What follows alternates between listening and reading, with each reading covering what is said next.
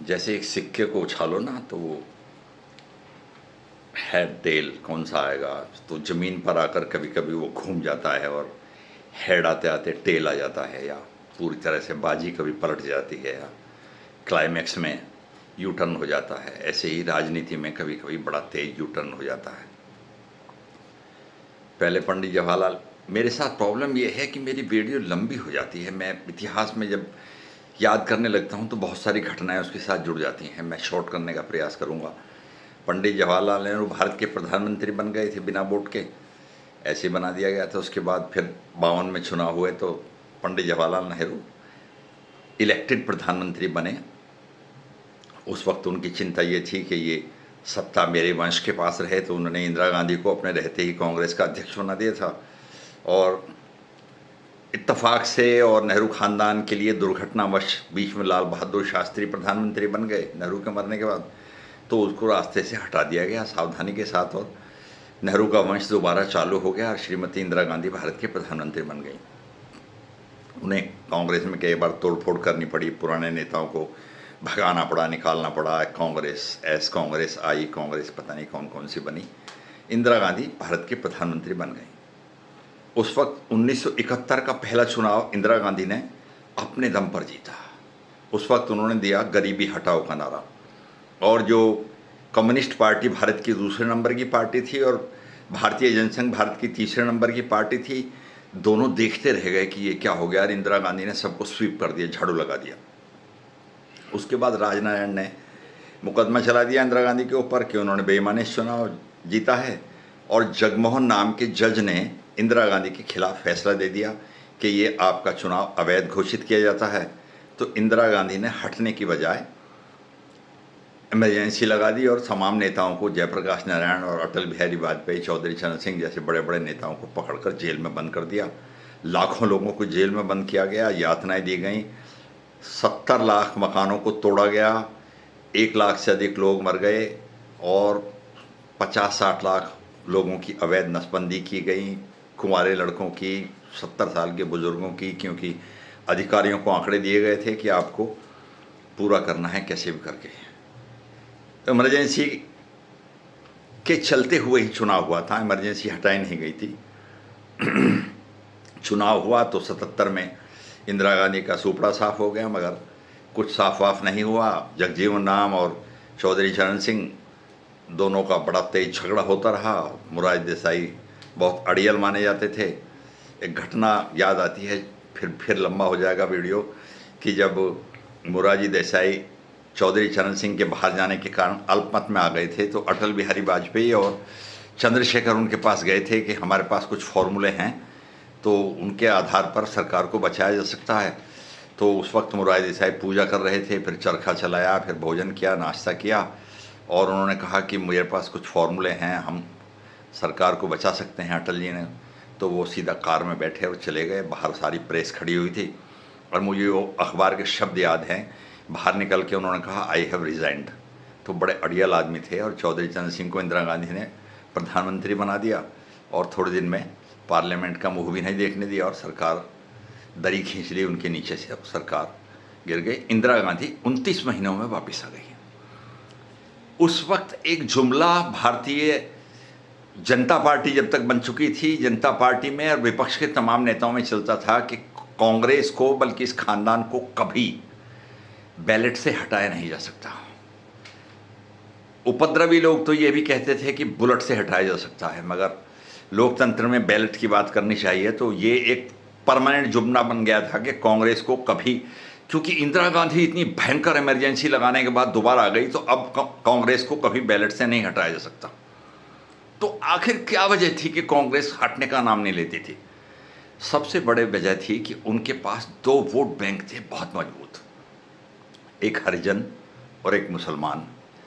वो 2 vote bank उनसे टूटने का नाम नहीं लेते थे, क्योंकि पहली बार कांग्रेस ने ही हरिजन शब्द स्थापित किया था। महात्मा गांधी ने, हालांकि बाबा साहब भीमराव अंबेडकर का बहुत बड़े रोल था, बहुत बड़ी भूमिका थी, पर उन्हें नेहरू जी ने उपेक्षित कर दिया। बाद में उन्हें चुनाव तक हराया, अपमानित किया, और कई विषयों पर उन दोनों की राय मिलती नहीं थी, जैसे हिंदू मुसलमान का विषय।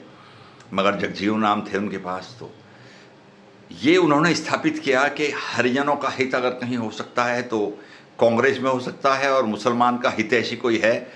नेहरू ने बहुत प्रयास करके आरएसएस और जनसंघ को हिंदूवादी बताकर मुसलमानों को डराया कि जिस दिन ये सत्ता में आ गए तुम्हें खा जाएंगे, पाकिस्तान भेज देंगे। तो दोनों वोट उनके पास इंटैक्ट हो गए, कोई खतरा नहीं। हर राज्य में पता लगा कांग्रेस जीतती है। अब सिक्का कब पलटा? सिक्का तब पलटा कि सबसे पहले चौधरी चरण सिंह ने ही अजगर मजगर, अहीर, जाट, मुसलमान ये सब चलाया था, और उसके बाद मुलायम सिंह यादव ने उत्तर प्रदेश में, लालू यादव ने बिहार में, डीएमके ने दक्षिण भारत में, ममता बनर्जी ने बाद में बंगाल में, जगह जगह मुसलमान वोट को कांग्रेस से तोड़ लिया। जिस दिन मुसलमान वोट कांग्रेस में से टूट गया उस दिन आधी ताकत कांग्रेस की खत्म हो गई। हालांकि बाद में काशीराम के अभियान ने हरिजन को भी कांग्रेस से तोड़ने का काम किया। अब कांग्रेस बड़ी असहज हो गई कि मुसलमान भी गया, हरिजन भी गया, अब करें तो क्या करें। अब वो किसी भी तरह से कुछ भी करके मुस्लिम वोट को अपने साथ जोड़ना चाहती थी। मुस्लिम वोट हमारे साथ नहीं जुड़ा तो हमारा खेल नहीं बन पाएगा। इसी मुस्लिम वोट को जोड़ने के लिए सोनिया गांधी इस वक्त कांग्रेस की मालिक थी और उसके चारों तरफ घेरा बना रखा था चाटुकारों ने। शिंदे, सुशील कुमार शिंदे, दिग्विजय सिंह और अंतुले, पी चिदम्बरम, इन लोगों का घेरा उनके चारों तरफ बना हुआ था। इन्होंने कहा कि हिंदू आतंकवाद को स्थापित किया जाए, तब यह हो सकता है कि मुसलमान खुश होकर हमारे साथ आ जाएं।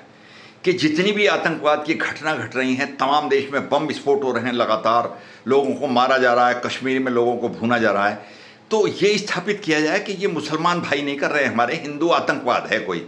और राहुल गांधी ने तो देश विदेश में जाकर कहा कि हिंदुस्तान को अगर खतरा है तो हिंदू आतंकवाद से है।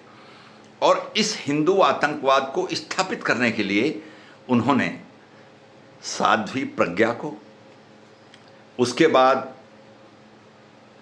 कर्नल श्रीकांत पुरोहित को और स्वामी असीमानंद को और एक दो और लोगों को हिंदू आतंकवाद के नाम पर गिरफ्तार कर लिया कि आपने ये विस्फोट मुसलमानों ने नहीं कराए, पाकिस्तान ने नहीं कराए, आपने कराए हैं।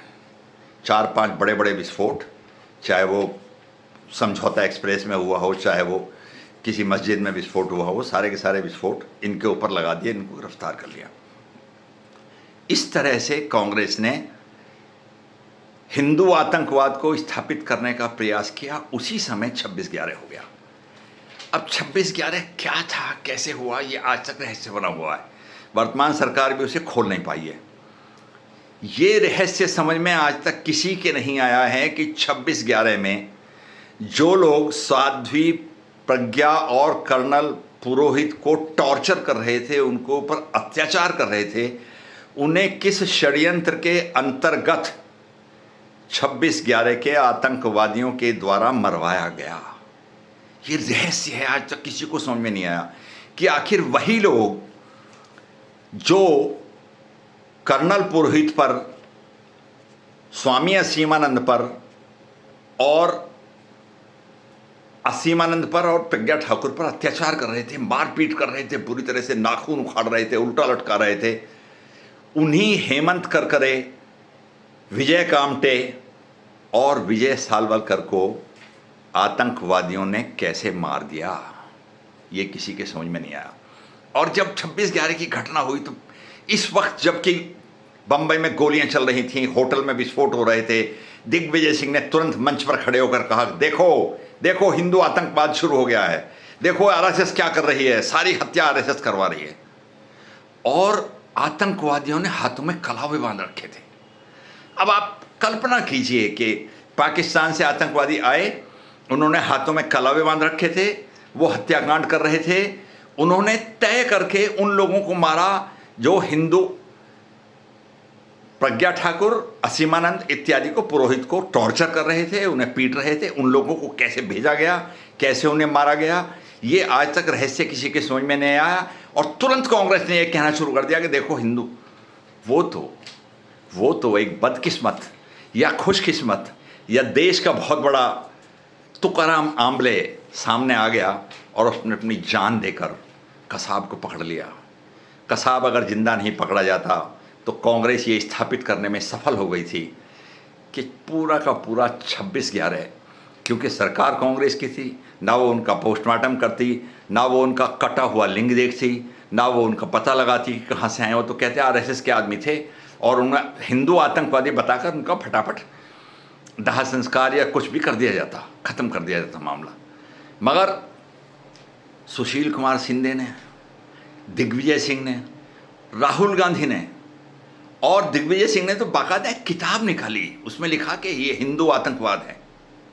कितनी भयानक स्थिति कांग्रेस के द्वारा ये स्थापित की गई कि उन्होंने हिंदुओं को, जो सैकड़ों साल से प्रताड़ित होते चले आए हैं, ईरान से लगाकर अफगानिस्तान तक, पाकिस्तान तक हिंदू साम्राज्य था, हिंदू थे, वो ख़त्म होते रहे, कटते रहे, मरते रहे, बलात्कार होते रहे, उनकी महिलाओं को उठा उठा कर ले गए, उनका धर्म परिवर्तन कराया गया। कहते हैं औरंगजेब अपने तराजू में जनेऊ तोलता था, उसके बाद भोजन करता था।